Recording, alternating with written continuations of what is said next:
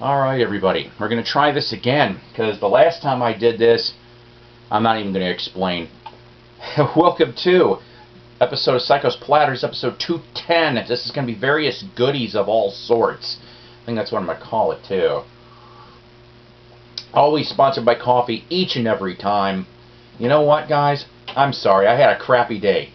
But I'm trying not to take it out on you guys, because I love doing these videos. I really, really do. I'm working on things here in the record room. I'm not going to show you everything yet. But, like I said, when I have it finished, I'm hoping to...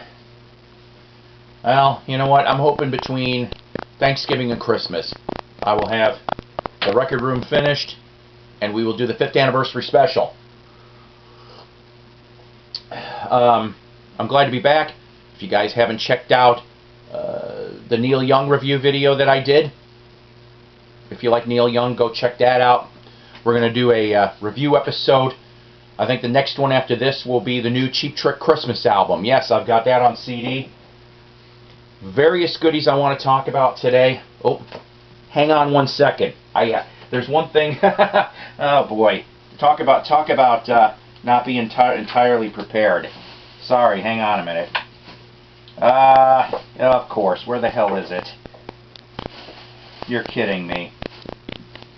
Well, I don't know where. Oh, here it is. Haha, good. Alright. How stupid that was, right? I'll show you one vinyl. Yeah, one vinyl today anyway, because I know some people are like going, where's the vinyl? It's coming. I'm doing this at my own pace, kids. I'm sorry. This has been a crappy few weeks. I'm trying to get back in the swing of things. But I did end up getting this from 1982. Sorry about the glare. This is from Denmark. It's a Buddy Holly picture disc. It's the same picture on both sides. You've got the lineup on here. Peggy Sue, Not Fade Away, Maybe Baby, That'll Be the Day. Send Me Some Lovin', Oh Boy, Every Day, It's Too Late. You've got Love, Rock Me My Baby, and Tell Me How. Now, can't talk. But yeah, I mean, all it says here, all rights reserved, made in Denmark, 1982. But like I paid, I think, $8. I think I paid $8 for this. Not too shabby. The grading, I guess they said VG+, that's fine. I've seen this go for up to about $40. I'm just happy because I love Buddy Holly and it's a picture disc. I'd like to find some more classic Buddy Holly, Elvis Presley, other artists. I know years ago, I cannot remember what, Starfire Records. That's it. If you go, your old school Goldmine readers, think it was Starfire Records. They had 7-inch and 10-inch picture discs, and I remember seeing some Raoul Donners. That's a name that's kind of obscure for a lot of people, but they came in picture disc form. So, all right, shifting gears. Like I said, various goodies today. Going to give another shout out to my local friend Ken Withers. Ken Withers pulled it through again for me. I gave him some money before he went on the Kiss Cruise. Yeah, Kiss Cruise 7. If you haven't seen YouTube videos, if you're a Kiss fan, I highly recommend looking into the Kiss Cruise. I think they'll at least do 1 or 2 more. Heck, maybe they'll do more. But at least 1 or 2 more, I'm hoping. The videos so far have been pretty awesome. They played one costumed concert, and then they played an unplugged, unmasked concert, okay? So they did 2 shows on the cruise. They played stuff that hasn't been played in a very long time, like Hot and Cold, Sweet Pain, things like that. Some awesome stuff. I've been a Kiss fan for many, many years, and I was happy about that. Extreme, the classic lineup, reunited on the cruise. They played Wholehearted. Look, there's a video for that. Also, Steel Panther was there.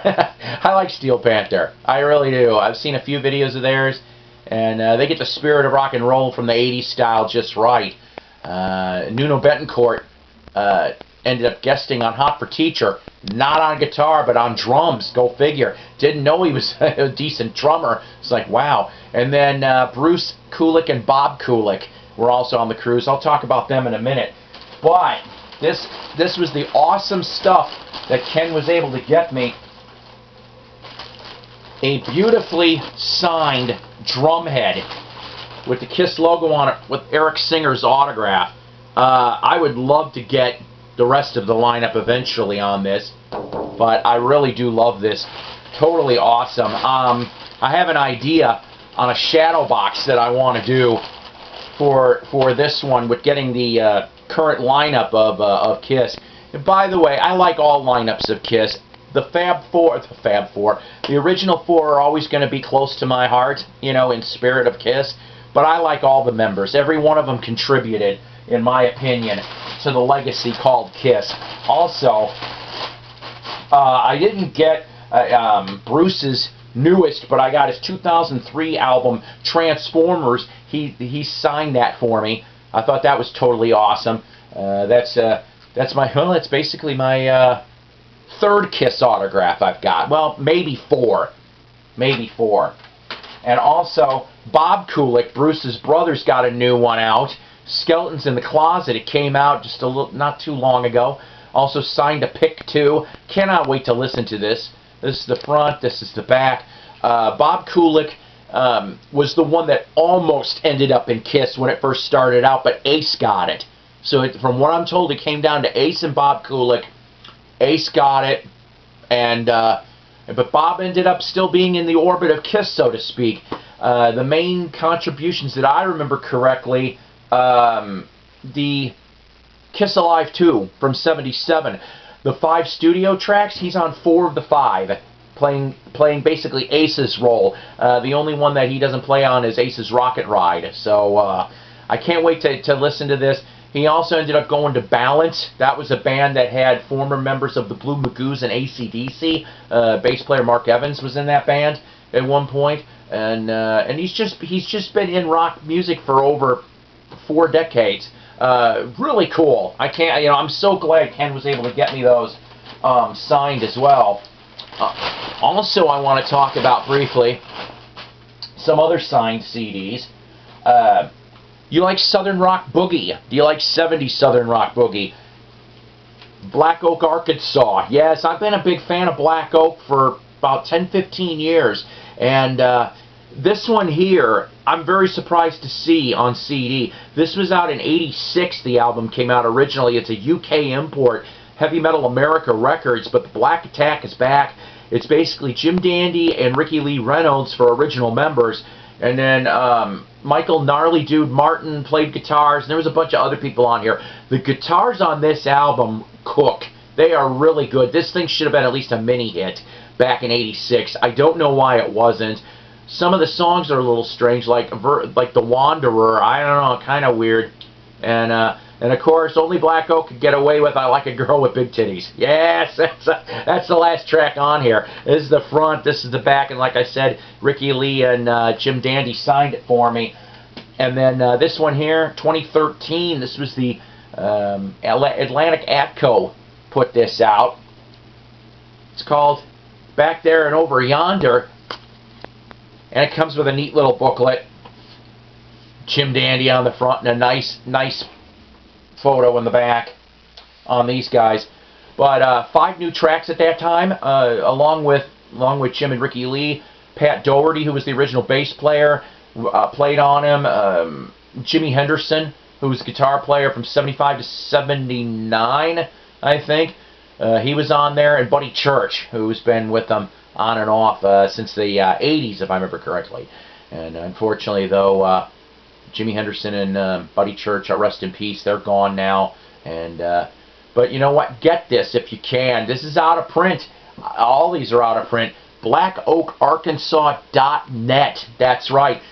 You can get just about the whole album discography on CD over there. Rumor has it they got a new album coming out in '18. Cannot wait to actually hear that. Since we're on the lines of CDs, I also picked this up. Found a nice copy of Anthology 2, $5. Could not pass this up. Mint condition, booklet was in it, everything. I really wish they would remaster these things. I also picked up Journey's last studio album, Eclipse, from 2011. It was okay, but it's not great. I heard Journey's in turmoil right now, but I hope they can smooth things out on that. Here's some books. I ended up picking up this recently from Barnes & Noble. this intrigues me, considering with the death of Malcolm Young that just happened over the last week.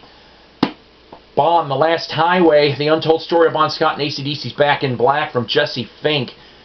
Now, I've heard there's some truth, there's maybe some BS in here.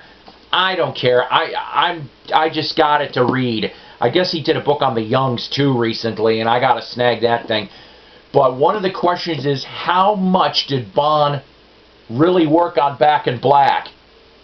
Over the years, I've heard anywhere from 1 to 4 songs. That's what I heard. And on YouTube, there is some demos of the Young Brothers and Bon on drums. So, I don't know. But, like I said, I think personally between you and me, AC/DC should just call it a day. I kind of hope they do. Unless they bring Brian back, but something tells me that's not going to happen. Put down in the comments, are you an AC/DC fan? Are you a Bon or a Brian fan? What did you think about Axl when he guested on the shows that he did? I heard some of it. I didn't think he did such a bad job. I think it was a passion there. But obviously, Axl is more meant for GNR than AC/DC. Last thing I'm going to show you here, I ended up getting this Mick Fleetwood book, Then Play On, from 2014. Found it at Goodwill for $2. That's why I got it. I've never seen a copy signed in gold Sharpie. I'm going, huh? So I'm going to, unless I can figure out otherwise, I think that's genuine. I really do. And I don't know why he would sign on the dust cover. This is the second book I've got that's signed on the dust cover. I've got Phil Collin, I think, from Def Leppard. I've got the same thing I won in the contest as a dust cover. So, alright. So, next episode will probably be the Cheap Trick Christmas album review, followed by a vinyl episode, followed by, I have the new Dylan, the new archival Dylan, the double disc. We'll probably talk about that too. It's his late 70s work. And then, hopefully, the 5th anniversary special, belated but here. Wax Museum with Ronnie Dark, Night Owl Lounge with Mike Adams, 6 to 9 and 9 to 10, Sunday night, Central Standard, WBOA Radio. Go like their pages on Facebook, 13 Music Collectors Group. The YouTube Vinyl Community. Without the YouTube Vinyl Community, we wouldn't be doing these videos. And, of course, Shindig, the best damn English rock magazine out there. Alright, guys, I know I'm long-winded. Take care. God bless. Rock on. Like and sub, please. 18 subs away from 500. That'd be real nice to get to 500. Take care, guys. Love you all.